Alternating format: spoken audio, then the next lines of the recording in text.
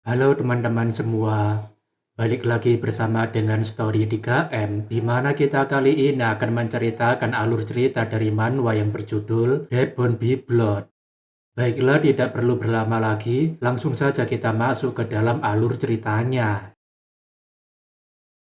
Suatu malam, ayahnya pernah berkata agar dia tidak pernah berhutang, entah dia dalam kondisi apapun, ataupun entah dia dalam kesulitan apapun.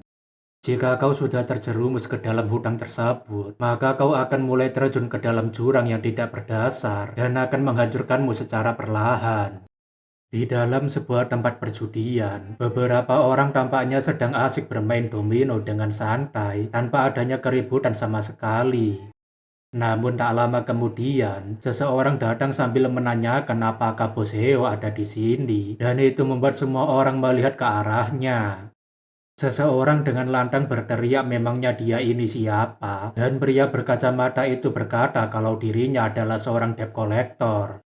Pria penagih hutang itu tidak lain adalah Kim Sang-an, dan dia memberitahu kalau ini sudah waktunya untuk membayar hutang, sekaligus dengan bunga hutangnya.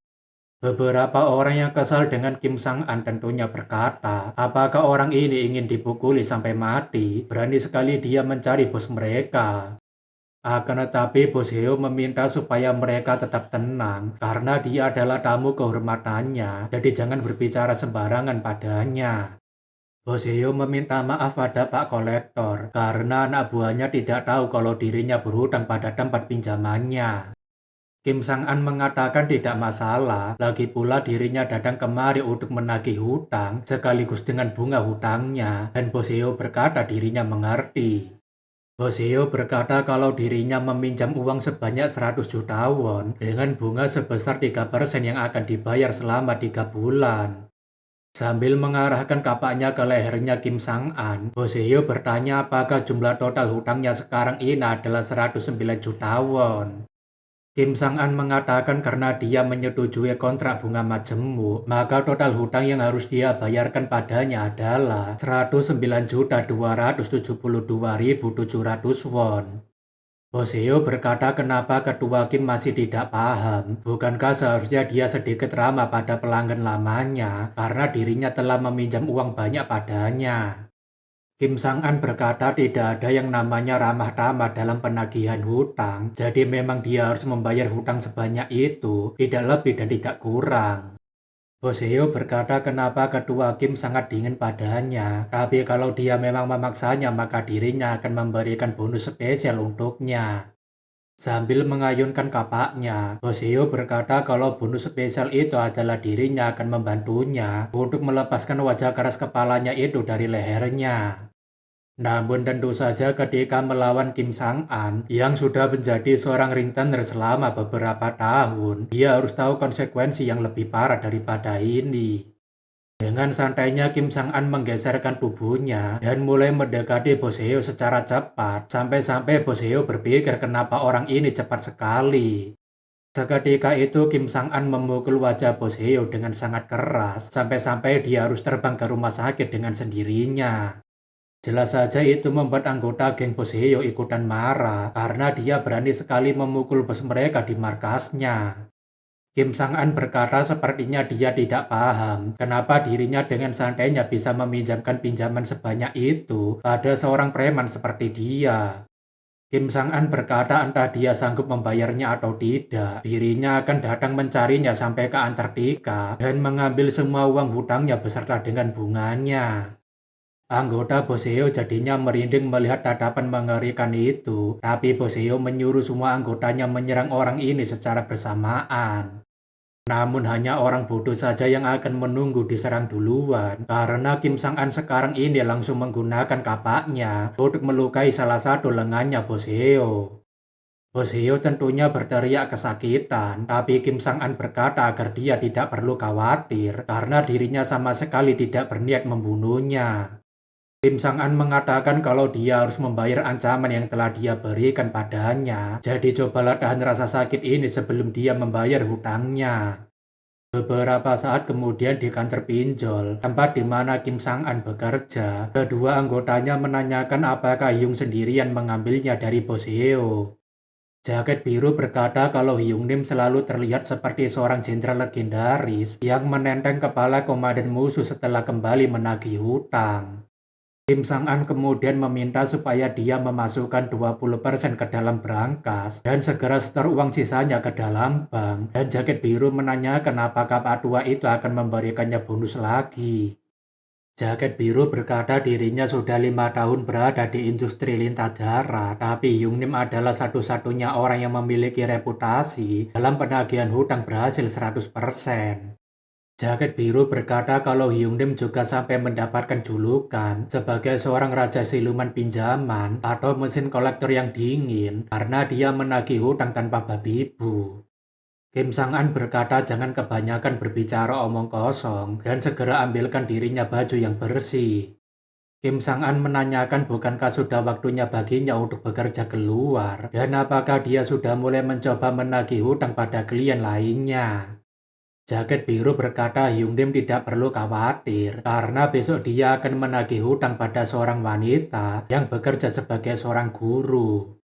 Jaket biru berkata kalau dia adalah seorang guru muda yang naif karena dia mengambil pinjaman darurat hanya untuk membeli tas branded, bahkan dia langsung meminjam sebanyak 10 juta won.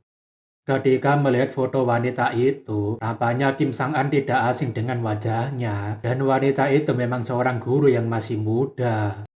Baju batik berkata kalau begitu dirinya bisa mencoba memulai menagih wanita ini besok, dan jaket biru berkata bekerjalah dengan baik. Jaket biru menanyakan apakah Hyung Nim tidak mau makan bersama dengan mereka, tapi Kim Sang-an berkata kalau dirinya harus mengunjungi suatu tempat. Jaket biru berkata entah bagaimana Pak Direktur itu berhasil merakit robot penagih hutang, bahkan setiap hari dia tidak memiliki waktu untuk bercanda. Baju batik menanyakan apakah dia memiliki ambisi, tapi jaket biru berkata selama 3 tahun dirinya bekerja dengannya, dia tidak pernah sekalipun merubah wajah dinginnya. Beberapa saat kemudian Kim Sang-an menagih hutang pada seseorang, tapi dia memohon supaya dia tidak mengambil uang asuransinya karena itu adalah harga nyawa istrinya.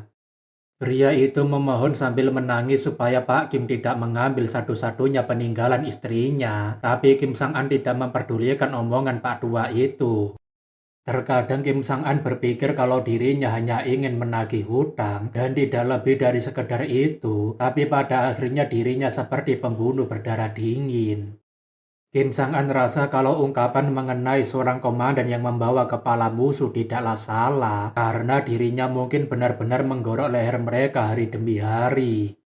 Kim Sang-an kemudian pergi sambil berkata kalau hutangnya sekarang tersisa 28,3 juta won, jadi sampai jumpa minggu depan karena dirinya akan kembali menagihnya.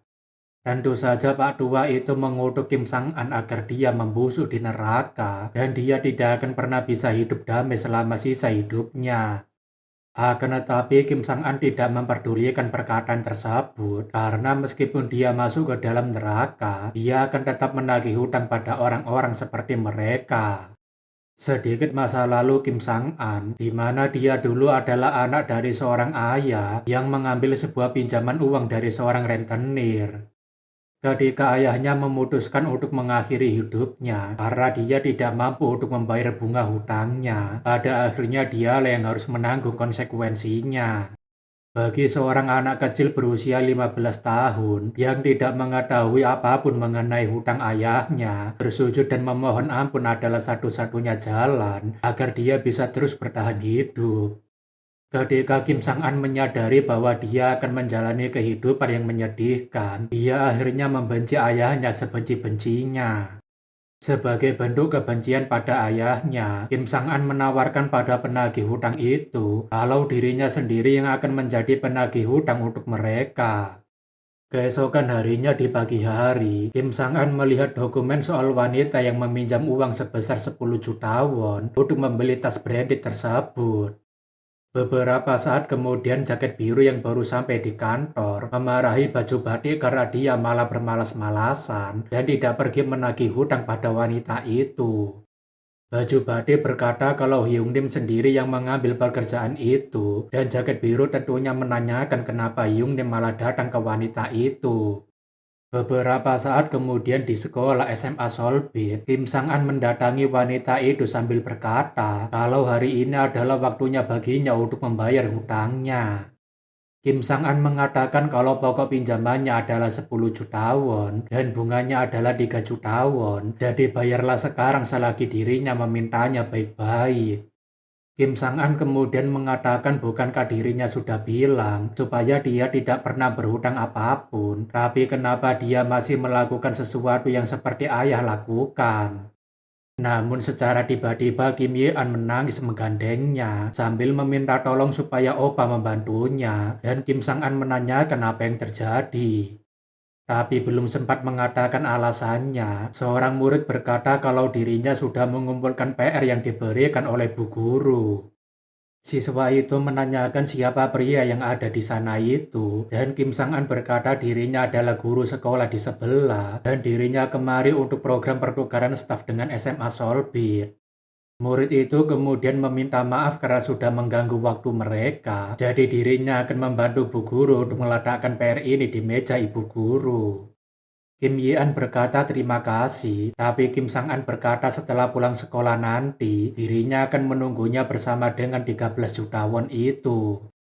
Kim Ye-an masih ingin berbicara sesuatu dengan kakaknya, tapi Kim Sang-an langsung pergi sambil berkata, jangan mencoba untuk kabur darinya. Karena kakaknya sudah tidak mau mendengarkannya sama sekali, Kim Ye-an hanya bisa berkata kalau begitu selamat tinggal Opa. Beberapa saat kemudian sambil menunggu adiknya keluar dari sekolah, Kim Sang-an masih mengingat bagaimana hubungannya dengan adiknya memburuk. Singkatnya adiknya marah karena kakaknya malah menjadi seorang rentenir, padahal dia tahu kalau para rentenir itu yang telah membunuh ayah mereka. Kim Ye-an tidak ada henti-hentinya mengumpat pada kakaknya dengan menyebutnya sebagai seorang sampah, tapi Kim Sang-an hanya terus mendengarkan ocehannya. Kejadian itu sudah berlalu semenjak 10 tahun yang lalu dan dengan begitu adiknya lenyap dari dalam kehidupannya dan sekarang ini kondisinya jadi sangat menyedihkan. Setelah menunggu cukup lama, Kim Sang-an penasaran kenapa dia masih belum keluar. Bukankah ini sudah waktunya bagi para guru untuk pulang? Melihat adanya sebuah pesan dari Kim Ye-an, Kim Sang-an penasaran kenapa dia tidak segera keluar dan malah mengiriminya sebuah pesan. Pesan tersebut adalah pesan yang sangat panjang, tapi itu bukanlah pesan yang bisa diabaikan oleh seorang kakak yang telah mengabaikan adiknya selama bertahun-tahun. Sambil berlari dengan secepat mungkin, Kim Sang-an menjatuhkan smartphone tidak berharganya itu karena dia ingin segera menyelamatkan adiknya. Dalam pesan itu bertuliskan kalau Kim Ye-an tidak menyangka akan bertemu dengan kakaknya ketika dirinya dalam kondisi menyedihkan seperti ini dan rasanya itu benar-benar seperti sebuah mimpi. Tanpa tersadar Kim Ye-an merangkul kakaknya seperti orang tidak tahu diri setelah dirinya memanggilnya dengan sebutan sebagai seorang sampah yang telah membunuh ayahnya. Kim Ye-an berpikir kalau lintah darat itu adalah orang-orang mengerikan di dunia ini, namun rupanya pemikirannya itu terlalu naif. Kim Ye-an berkata kalau ada iblis yang jauh lebih mengerikan di luar sana, monster-monster keji yang mendorongnya untuk mengambil pinjaman. Kim Ye-an sejak kecil memiliki cita-cita sebagai seorang guru, tapi sekarang dirinya merasa sungguh sangat bodoh karena kelas itu adalah sebuah neraka baginya. Kim Ye-an meminta maaf karena telah memanggilnya sebagai sampah dan membuat hubungan mereka jadi hancur, tapi dirinya ingin membebaskan dirinya sebelum jiwanya hancur. Kim Ye-an berterima kasih karena kakak masih mengkhawatirkannya di lorong itu dan dirinya meminta maaf karena harus meninggalkannya seperti ini. Satu-satunya alasan kenapa Kim Sang-an memilih untuk menjadi rentenir adalah karena dia tidak ingin melihat adiknya melihat kekejaman itu dan dirinya bisa melindunginya dari mereka. Bahkan ketika direktur rentenir itu menanyakan alasannya ingin menjadi rentenir, Kim Sang-an berkata kalau dirinya tidak bisa membayar hutangnya, maka itu berarti adiknya akan jatuh ke dalam jurang. Namun sayangnya semua itu sudah terlambat ketika Kim Sang-an mengetahui penderitaan adiknya dan alasannya untuk melindungi adiknya tidak bisa dirinya penuhi. Hal itu menjadi penyesalan terbesar bagi seorang kakak tidak berguna seperti dia. Bahkan uang 13 juta won sebagai akhir dari pembicaraan mereka hanya terlihat seperti tumpukan sampah tidak berarti baginya. Beberapa hari kemudian setelah pemakaman adiknya, Kim Sang-an menjadi guru di kelas yang diajarkan oleh adiknya sendiri untuk melihat sendiri bagaimana rupa dari para iblis itu. Kim Sang-an berpikir kalau dirinya sungguh sangat bodoh kalau tidak tahu jika adiknya menangis karena di dalam kelas ini ada seekor iblis yang menggerogoti jiwa adiknya secara perlahan. Kim Sang-an kemudian memperkenalkan dirinya sebagai guru baru mereka dan mulai saat ini mereka akan berada di dalam bimbingannya. Dalam pikirannya Kim Sang-an, bocah-bocah ini memiliki hutang yang sangat besar padanya. Jadi sekalipun dirinya masuk ke dalam neraka, dirinya akan menagih hutang pada mereka. Kim Sang-an berkata senang berkenalan dengan mereka semua, jadi dirinya berharap mereka mengikuti kelasnya sesuai dengan aturannya. Beberapa waktu sebelumnya, seorang anggota Kongres bernama Park Man-chul ingin meminjam uang sebesar 10 miliar won untuk mengikuti pemilu ke depan.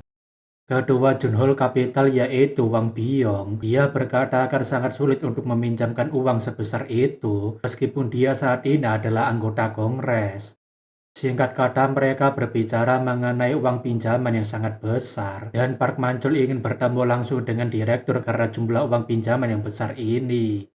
Namun tak lama seorang bodyguard datang untuk memberitahu sesuatu padanya dan Wang Byong mengatakan kalau begitu mereka harus segera pergi ke sana.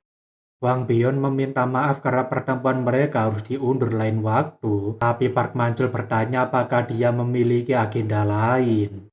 Wang Byong berkata kalau dirinya memiliki urusan mendadak yang sangat penting, jadi mereka bisa membicarakan hal itu lain kali. Sekarang kita berpindah ke rumah duka Kim Yi-an, di mana Kim Sang-an berterima kasih pada direktur karena masih sempat menghadiri pemakaman adiknya.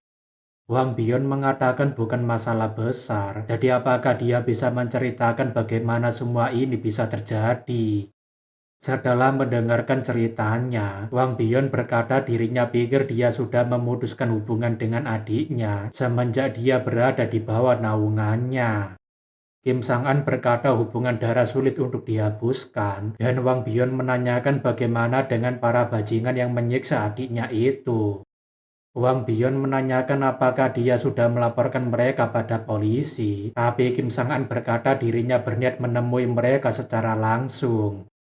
Wang Byong berkata kalau begitu dirinya mengerti jika dia ingin mereka membayar hutang karena sudah mengambil nyawa adiknya. Kim Sang-an kemudian meminta apakah direktur bisa membantunya agar menjadi guru di sana dan Wang Byong menanyakan kenapa dia malah ingin menjadi seorang guru. Kim Sang-an berkata inilah cara paling efisien untuk menagih hutang, sekaligus juga dirinya ingin mengawasi para bajingan itu. Wang Byong tentunya tertawa sambil berkata itu benar-benar masuk akal. Kalau begitu dirinya akan membantunya untuk membalaskan dendam adiknya. Akan tetapi Wang Byong juga memberitahu kalau ini bukanlah bantuan gratis, karena bantuan ini juga termasuk sebagai salah satu hutang yang perlu dia bayar juga. Kim Sang-an berkata kalau direktur tidak perlu khawatir, karena dirinya pasti akan membayar hutang besar ini sesuai dengan jumlahnya. Kembali lagi ke waktu sekarang di mana Kim Sang-an memberitahu jika dirinya akan menjadi wali kelas dari kelas 3.2, jadi dirinya meminta kerjasama mereka. Untuk saat ini Kim Sang-an masih belum bisa memastikan siapa saja yang terlibat dalam mendorong Kim Yi-an sampai mati, tapi dirinya pasti akan membuat mereka membayarnya. Beberapa siswi berkata kalau guru yang datang kali ini lumayan tampan dan beberapa siswa berkata kalau guru ini terlihat sangat garang karena ototnya yang sangat kekar. Kim Sang-an kemudian pergi sambil berkata dirinya tidak menerima pertanyaan untuk sekarang, jadi mereka bisa bersantai selagi dirinya pergi. Beberapa siswa berkata guru kali ini sangat kaku dan siswa lainnya berkata jika AI saja lebih jago bersosialisasi daripada guru yang baru datang ini. Namun sebelum keluar dari kelasnya, Kim Sang-an menanyakan apakah di antara mereka ada yang tahu kenapa guru Kim Yi-an tiba-tiba bunuh diri. Tentu saja semua murid langsung membeku, bahkan tidak ada satupun dari mereka yang berani berbicara sepatah kata pun mengenai kematian dari guru Yian. Karena tidak ada yang berani menjawabnya, Kim Sang-an pergi sambil berkata dirinya anggap mereka tidak tahu apapun. Akan tetapi seorang murid dengan wajah menyebalkan itu berpikir, kenapa wali kelas baru itu menanyakan mengenai kematian guru Yian pada mereka. Namun jika dipikirkan lagi, bukan jelek itu rasa kalau mereka memiliki hubungan, mengingat nama depan mereka sama-sama dari keluarga Kim. Ketika kembali ke ruangan guru, para guru berkata kalau dia sangat beruntung karena murid di kelas 3.2 adalah murid-murid penurut, bahkan tidak ada laporan mengenai kenakalan mereka sama sekali. Selain itu, guru itu juga bercerita kalau beberapa murid yang melihat kejadian bunuh diri guru Yian sedang menjalani terapi psikologis karena trauma. Para guru heran kenapa guru Yian sampai bunuh diri, padahal dia memiliki murid-murid penurut yang tidak pernah nakal sama sekali. Tentu saja Kim Sang-an mencurigai orang-orang yang berada di kelas 3.2 karena normalnya akan ada satu ataupun dua orang murid nakal di kelas, tapi katanya tidak ada satupun di antara mereka yang nakal. Kelas 3.2 sendiri dilaporkan sebagai kelas paling teladan di sekolah. Selain itu di permukaan, hubungan mereka dengan Kim Yi-an dilaporkan baik. Kim Sang-an juga sudah memeriksa catatan pendidikan sekaligus jurnal kelas miliknya Kim Yi-an untuk berjaga-jaga, tapi dirinya tidak menemukan adanya tanda-tanda bullying yang berat. Akan tetapi tangisan adiknya waktu itu bukanlah kebohongan, jadi dirinya pasti akan menemukan iblis-iblis bajingan yang dibicarakan oleh adiknya. Namun secara tidak sengaja ketika berjalan ke area belakang, tampaknya ada sebuah keributan di antara para siswa. Ketika memeriksanya, rupanya itu hanyalah sekelompok para bajingan pecundang yang hanya berani pada seorang wanita, bahkan mereka beraninya main keroyokan.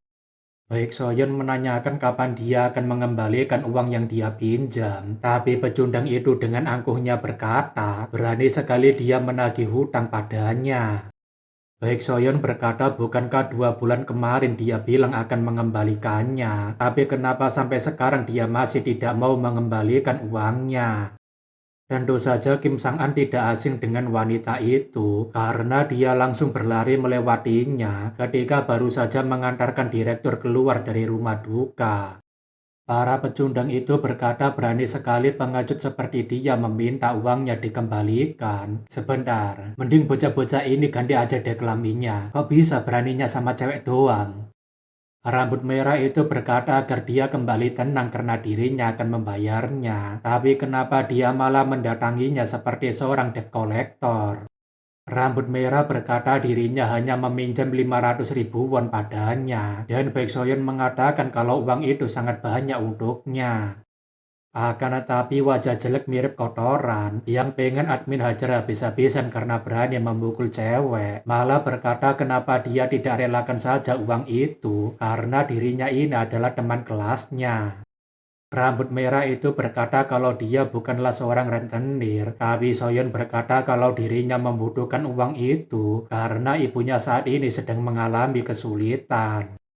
Bukan hanya wajahnya saja yang jelek, bahkan pikirannya juga sangat jorok karena masih memikirkan sesuatu yang kotor ketika melihat tubuhnya Soyeon.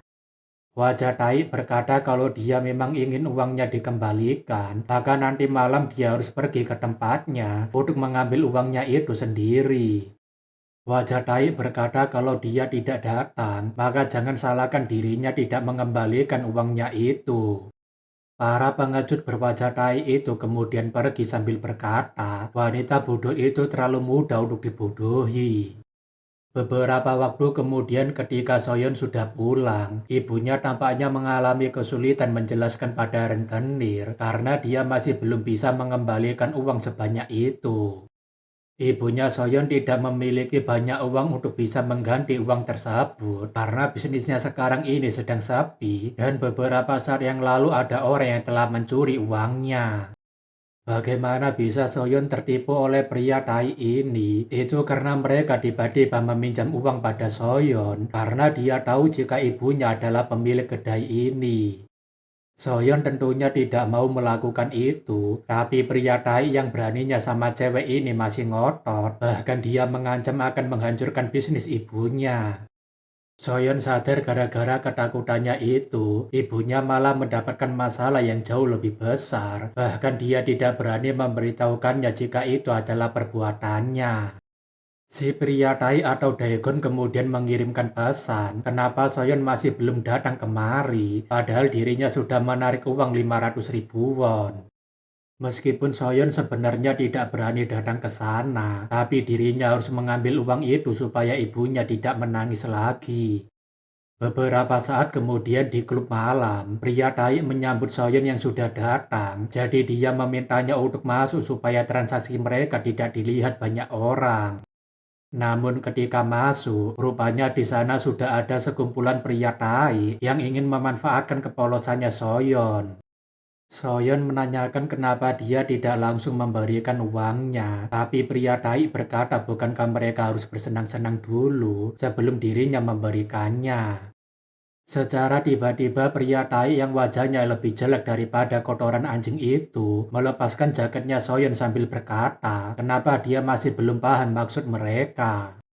Tentu saja Soyeon berteriak meminta tolong pada seseorang, tapi yang ada di sana hanyalah sekumpulan pria Tai yang hanya berani ketika melawan wanita.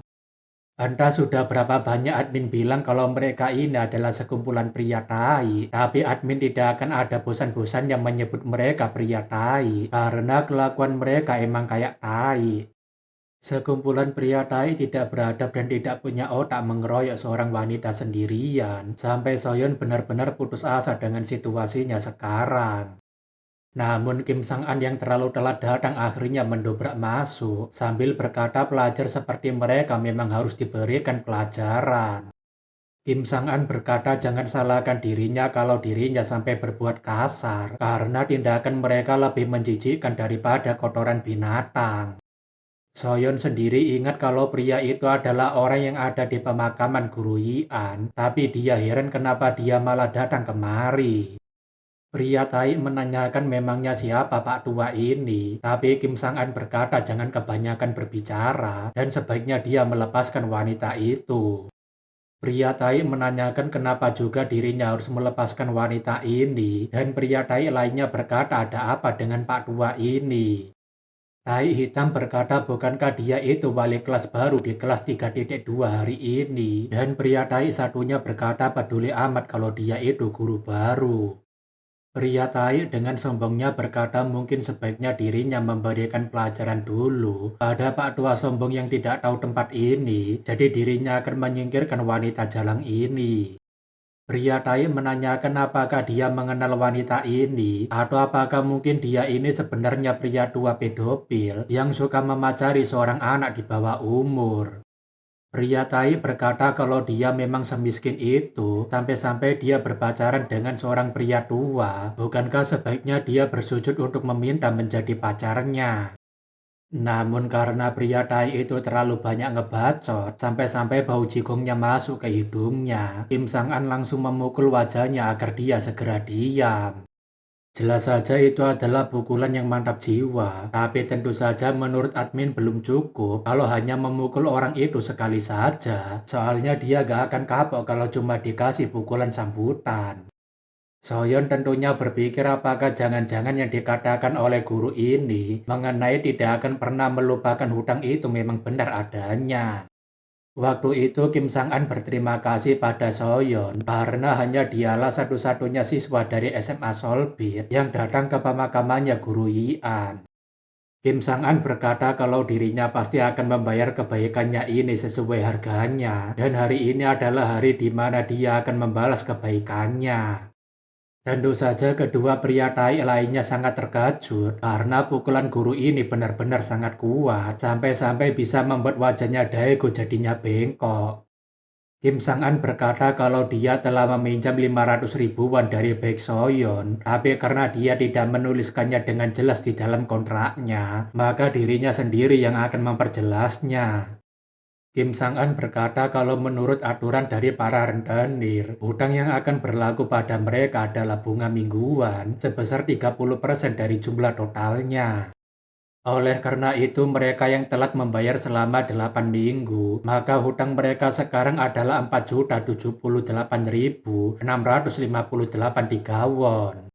Pria Tai tentunya berkata omong kosong apa yang sedang dibicarakan si brengsek ini. Emangnya masuk akal hutang bunganya bisa mencapai 30%. Akan tetapi Kim Sang-an berkata kalau hutang tetaplah hutang dan pria Tai berkata dirinya hanya meminjam 500 ribu won. Jadi tidak masuk akal jika total hutangnya menjadi 4 juta won. Kim Sang-an berkata kalau dipikir-pikir memang tidak masuk akal, tapi dirinya akan memastikan kalau perhitungan yang telah dirinya buat akan masuk akal jika dimasukkan ke dalam kepalanya.